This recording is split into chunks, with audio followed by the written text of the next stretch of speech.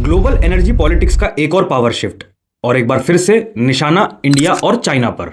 क्या अमेरिका एक और नया इकोनॉमिक प्रेशर पॉइंट क्रिएट कर रहा है? यूएस प्रेसिडेंट डोनाल्ड ट्रंप ने एक सेनेट बिल को सपोर्ट किया है जिसमें रशिया से एनर्जी खरीदने वाले देशों पर 500% टैरिफ लगाने की बात की गई है।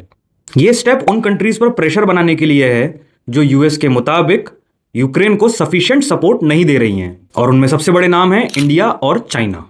एनालिटिकली देखें तो ये बिल सिर्फ एक इकोनॉमिक टूल नहीं बल्कि एक जियोपॉलिटिकल लीवर भी है। वॉशिंगटन चाहता है कि रशियन रेवेन्यू पाइपलाइन को डायरेक्टली हिट किया जाए और इसका असर उन देशों पर भी पड़े जो अपनी एनर्जी सिक्योरिटी के लिए रशिया पर हेवीली डिपेंड करते हैं।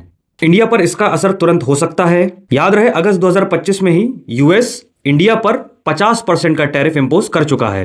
इस पूरे डेवलपमेंट का कोर क्वेश्चन यह है कि क्या यूएस एक नई ग्लोबल एनर्जी अलाइनमेंट फोर्स कर रहा है, और इंडिया जैसे देश जिनके लिए अफोर्डेबल क्रूड ऑयल एक नेसेसिटी है, वो क्या अपनी पॉलिसीज को चेंज करेंगे? फिलहाल दुनिया एक नए एनर्जी स्टैंड ऑफ की तरफ बढ़ रही है। आने वाले दिनों में यह बिल ग्लोबल डिप्लोमेसी का एक क्रूशियल स्ट्रेस टेस्ट बन सकता है।